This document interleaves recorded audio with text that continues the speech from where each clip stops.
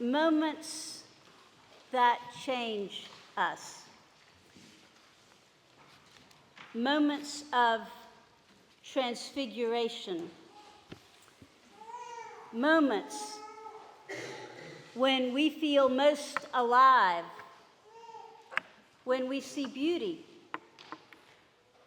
when we feel peace, when we know somehow that God is in his heaven. God knows we need such moments, and if we're paying attention, we discover that God readily gives us such gifts.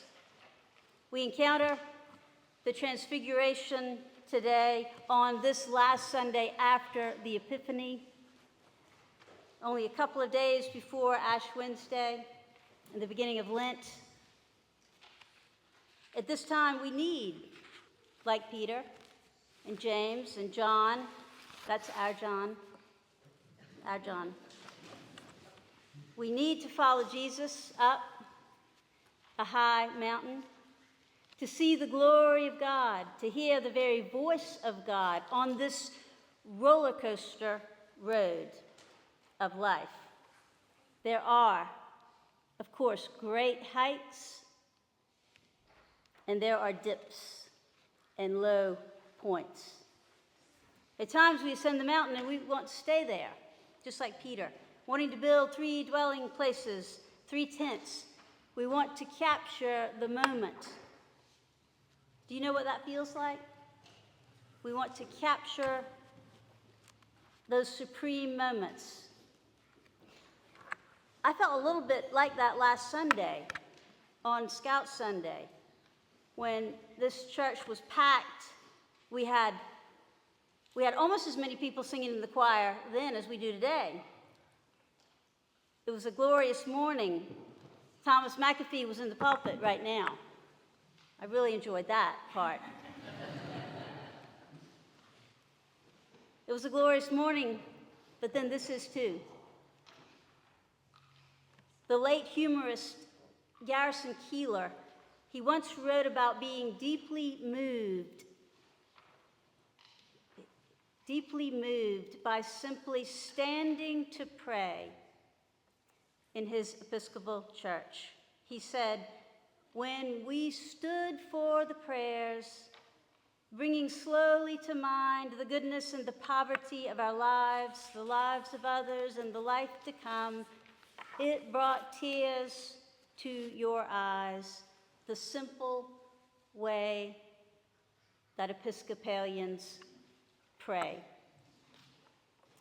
The simple way Episcopalians pray.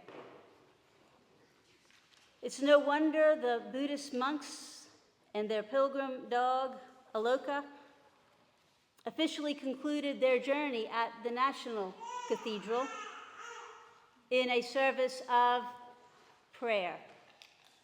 A service of prayer at a house of prayer, as the National Cathedral is known, for all people, which is also an Episcopal church. We who are Episcopalians, Anglicans, members of the Anglican Communion, we by no means consider ourselves to be the only or the best version of Christianity. Perish the thought of even thinking in such a manner. But we do have much to offer to the world, whether that world be in peace or whether that world be in turmoil. We can offer the steadfastness of our liturgy, knowing that all of it, from our music and prayers to our daily community and parish life throughout the week, that it all can move us to stretch, to grow along the way to becoming more fully ourselves.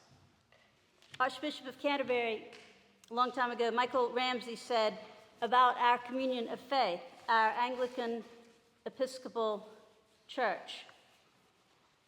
He wrote, "Its credentials are its incompleteness, with the tension and travail in its soul. Our church is clumsy and untidy. It baffles neatness. It baffles logic. For it is sent not to commend itself as the best type of Christianity, but by its very brokenness to point to the universal church wherein all have died. The writer Anne Lamott likes to quote the priest Ed Dowling, who said, "Sometimes I think heaven is just a new pair of glasses." Sometimes I think heaven is just a new pair of glasses. It's about seeing God's hand at work in the world about us, looking out as we're able to do here with our clear glass windows and our colonial revival architecture, seeing the exquisite beauty of God's creation and being so moved as to be grateful, thankful. Because where there is openness, there is always beauty and mystery.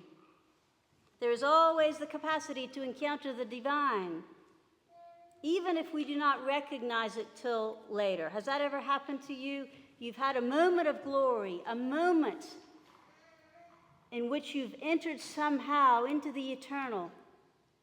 Sometimes we recognize it in the moment, other times it's later. These gifts that God gives us. I remember last year when I went on pilgrimage to the Isle of Iona in Scotland. I was walking along the north shore, the windswept beach, and all of a sudden, the bird that was an oyster catcher, this oyster catcher suddenly appeared very near to me. I turned around, and there the bird was, only a couple of feet away. It was just walking about, not afraid of me at all. It was only later that I learned that the oyster catcher is St. Bridget's bird. St. Bridget's bird. There I was nearby in the lands of St. Bridget. But we have our St. Bridget here too, don't we? St. Bridget has been figuring in to our ministry, our life here at St. John's Episcopal Church for at least the last several years. We don't receive such gifts every day. Or again, maybe we do.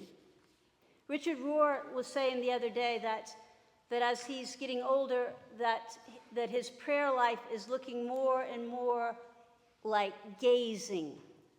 He calls it gazing.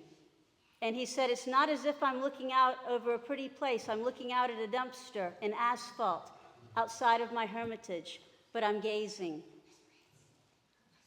And it's prayer. Perhaps we just need a new pair of spectacles. Or maybe we simply need to open our eyes. William Temple said that if asked, many persons might say they've never had an experience of God. But he goes on to say, not so fast. You have occasionally experienced days when it simply felt good to be alive. Do you know what I'm talking about? All is well and everything is beautiful. Or perhaps there have been other times when you've said your prayers and somehow you've just known that they've been heard. Those are encounters of God. Maybe those moments of prayer moved you deeply. And I've let you know deep in your soul that all will be well. Maybe all these were moments that changed you. All these are moments that can change you. Amen.